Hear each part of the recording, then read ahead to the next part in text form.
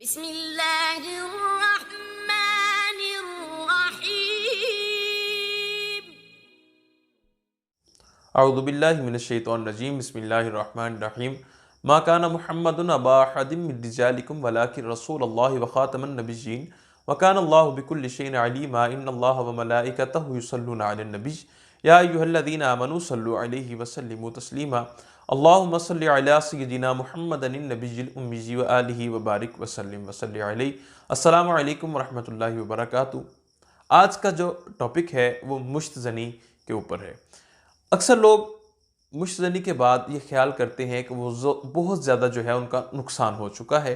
ठीक है, अब चलते हैं अपने लेक्चर की तरफ। इसमें हम सुनेंगे कि आया मुश्तज़नी करने से वाकई नुकसानात होते हैं, अगर होते हैं तो क्या क्या नुकसानात होते हैं, इसको मुश्तज़नी को किस तरह छोड़ा जा सकता है, और इसके अलावा इसके बाद जो पैदाशुदा अमराज हैं उनको कैसे जो है कंट्रोल किया जा सकता है, उनका इलाज कैसे किया जा सकता है। नाज़रीन, मेरा नाम डॉक्टर हाफिज़ अहमद रज़ा है और आप मेरा YouTube channel herbal and homeo health foundation देख रहे हैं। अगर आपको ये मेरा लेक्चर पसंद आए तो चैनल को ज़रूर सब्सक्राइब कीजिए, क्योंकि मेरी कोशिश होती है कि मैं आप तक सिर्फ़ और सिर्फ जो सच है वो पहुँचाऊँ। सबसे पहले हम इस तरफ को चलते हैं कि आप मुश्तज़नी को कैसे छोड़ सकते हैं। इसका सबसे मौसर और जल्द तरीका ये है कि आपको शादी कर लेनी चाहिए, क्योंकि रसूलुल्लाह सल्लल्लाहु अलैहि वसल्लम ने भी जल्द शादी की ताकीद फरमाई है। जल्द शादी के और बहुत सारे फ़वाइद हैं, इंशाल्लाह इसके ऊपर एक मुकम्मल लेक्चर मैं बहुत जल्द अपलोड करूँगा। अच्छा, जल्द शादी करने से होता क्या है कि आप डेली मुबाशरत करते हैं या फिर कुछ दिनों बाद मुबाशरत करते हैं, जिसकी वजह से आपका जो मादा मनविया है उसका अखराज मुसलसल होता रहता है। इसकी वजह से आपको जो है वो जिनसी रुझान मुश्तज़नी की तरफ नहीं जाता। दूसरी बात यह है कि मुश्तज़नी करने वाले जो लोग होते हैं वो कसरत के साथ या तो कोई गंदी फिल्में देखते हैं, इसके अलावा फ़ोहिश तस्वीर देखते हैं, फ़ोहिश मूवीज़ देखते हैं, या फ़ोहिश ख़यालात के अंदर मुब्तला रहते हैं, जिसकी वजह से होता कुछ यूँ है कि उनके अंदर जिनसी रुझान जो है वो बहुत ज़्यादा पैदा हो जाता है। उसके बाद जिनसी रुझान पैदा होने के बाद वो मुश्तज़नी का रास्ता इख्तियार करते हैं। अच्छा, कुछ लोग कहते हैं कि मुश्तज़नी के बहुत सारे नुकसानात हैं, लेकिन इतने नुकसानात नहीं है जितने आपको बताए जाते हैं। नीम हकीम लोगों को इतना डरा देते हैं कि लोग वाकया ही अपने आप को उतना बीमार ख्याल करना शुरू कर देते हैं, फिर वो आपसे दो दो हाथों से पैसे बटोरते हैं। हालांकि ऐसा कुछ भी नहीं है, ना इसकी वजह से बाल झड़ना शुरू हो जाते हैं, ना दांत कमज़ोर होते हैं, ना हड्डियां कमज़ोर होती हैं। अगर खुदा ना खास्ता ऐसे होता तो आज आपको 90% लोग जो है वो चलते फिरते ढांचे नज़र आते। हालांकि ऐसा कुछ नहीं है। मुश्तज़नी की वजह से कुछ नुकसानात लाजमी होते हैं, लेकिन जो लोग आपको बहुत ज़्यादा इसके बारे में बताते हैं कि इसके ये नुकसानात हैं, वो सरासर झूठ और गलत है।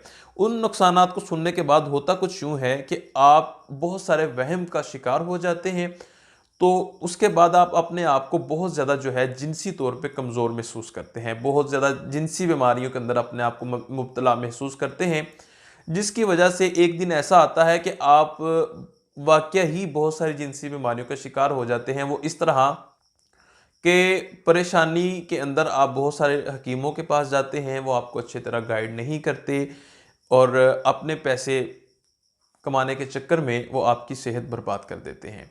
ये लोग सिर्फ वो लोग करते हैं जिनको सिर्फ पैसे कमाने का शौक़ है और अनाड़ी हैं। हालांकि अल्हम्दुलिल्लाह बहुत सारे तबीब और हकीम ऐसे मौजूद हैं जो अल्लाह के वली भी होते हैं, तहज्जुद गुज़ार भी होते हैं, और लोगों का अच्छा ट्रीटमेंट भी करते हैं और उनको अच्छे तरीके से गाइड भी करते हैं।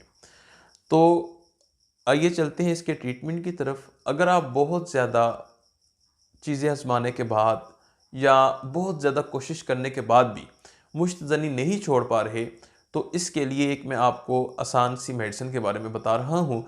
ये मेरी क्लिनिक की मेडिसिन है, सस्ती सी मेडिसिन है। 15 दिन की मेडिसिन जो है वो सिर्फ़ और सिर्फ 800 रुपये की है। 200 रुपये उसके डिलीवरी चार्जेस हैं। क्लिनिक तशरीफ़ लाना चाहें तो मोस्ट वेलकम, मंगवाना चाहें तो 15 दिन की मेडिसिन जो है वो आपको विद इन डिलीवरी चार्जेस जो हैं वो 1000 रुपये में, और महीने भर की मेडिसिन जो है वो आपको 1800 रुपये में आपके डोर पे मिल जाएगी।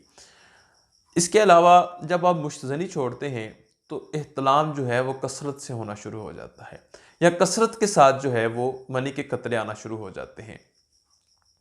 आप उनसे भी बहुत ज़्यादा परेशान हो जाते हैं कि अब मैं इस मरज़ में मुब्तला हो गया हूँ।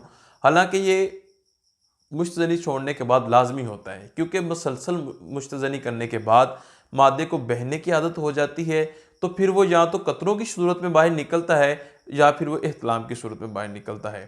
तो बहुत सारे लोग ये शिकायत करते हैं कि साल हा साल हमने जरियान और इहतिलाम का इलाज करवाया, बजाय ठीक होने के हमारा मर्ज़ बिगड़ता ही गया। वो उन मरीज़ों के साथ ऐसा होता है जो अनाड़ी लोगों के पास चले जाते हैं और फिर बगैर सिम्टम के वो कुछ इनको मुगल्लज़ मेडिसिन्स उठा के दे देते हैं, या कुछ वो पहाड़े वाली मेडिसिन होती हैं वो दे देते हैं, जिसकी वजह से ना सिर्फ पहले से ज़्यादा मर्ज़ ख़राब होता है बल्कि मैदे का मर्ज़ भी साथ लग जाता है। तो अगर आप इन अमराज में से किसी भी मर्ज़ में मुब्तला हैं, तो आप अपनी सिम्टम के मुताबिक किसी अच्छे हर्बलिस्ट या अच्छे डॉक्टर से अपना इलाज करवाएं। अगर आप मेरे साथ किसी किस्म का मशवरा करना चाहते हैं तो उसकी कोई फ़ीस नहीं है, स्क्रीन पर मेरा नंबर आ रहा है, तो आप जो है व्हाट्सएप पे मुझे किसी भी वक़्त जो है मैसेज कर सकते हैं। कॉल के लिए सुबह 10 से रात 10 बजे तक की टाइमिंग है। इसी के साथ मुझे इजाज़त दीजिए, बहुत जल्द किसी अच्छे लेक्चर के साथ मुलाकात होगी। दुआओं में याद रखिएगा। अस्सलामु अलैकुम वरहमतुल्लाहि वबरकातुहू। फ़ी अमानिल्लाह। अल्लाह हाफ़िज़।